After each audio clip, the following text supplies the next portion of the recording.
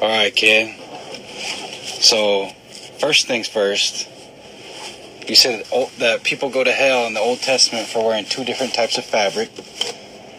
I know what verse you're talking about, but where in the verse does it say people go to hell for that?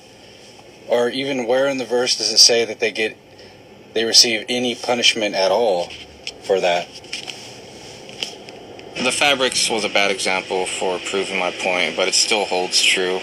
It necessarily wasn't a sin. Well, I mean, wasn't it a sin? It was a law given to Leviticus by God. So either way, it's just when you it's like why? Hey fool, you wear those two fabrics? Something bad's gonna happen. Don't do that. You know, it's like, why would God ever command that? Like, think about it. Just like all the other commandments that he's done in the Bible, like, it makes no sense at all. And you can't argue for it, because it's just, you know, it was made by man. Like, it's clear in stone, made by man. Like, that's just it. And yeah, you can't disprove it. Like, it's just, it proves itself, kid. Easy. The second thing, you said that you would believe in God if you had like some irrefutable proof that God existed. What would qualify for you as irrefutable proof that God exists?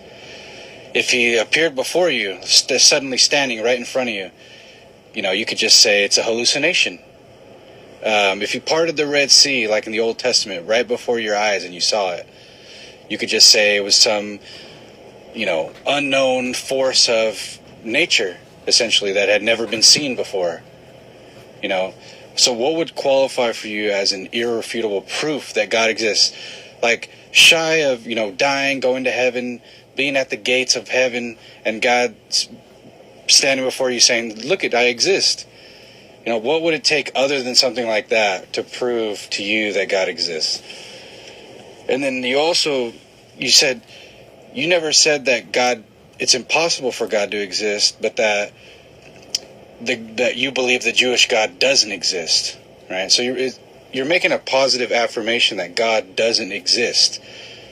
So you have to give some sort of reason for that, right?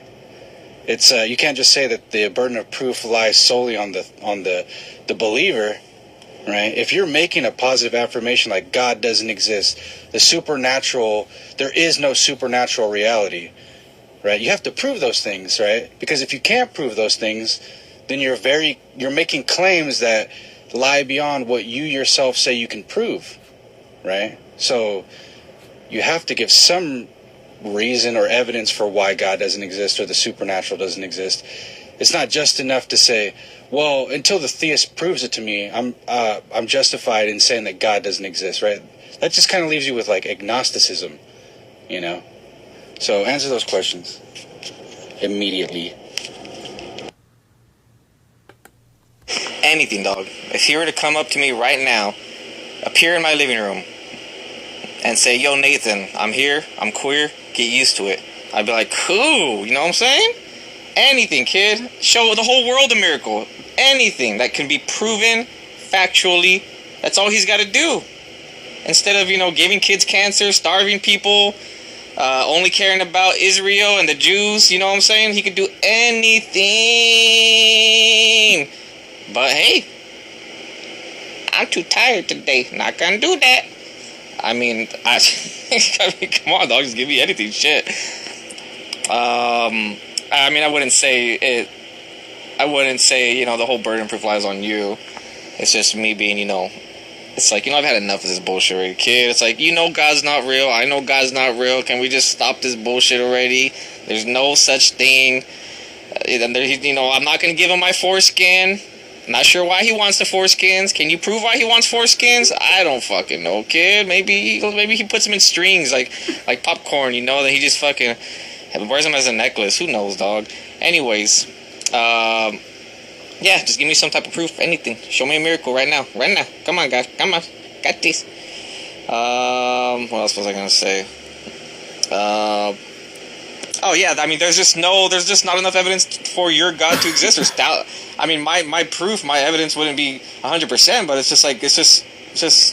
just basic knowledge. Like, your God is just one out of thousands of gods created with the same exact storylines. I mean, it's just the same exact shit, just regurgitated through the most popular religion that got pushed forward, and it beat everyone else. So therefore, now it's the number one religion. You are in the number one religion. I would say congrats, kid. You know what I'm saying? You have to be part of something that's popular, kid. I mean, I don't know. I would still believe in Zoroastrianism, Zeus. Doesn't mean that they're gone. Dog, Zeus was the most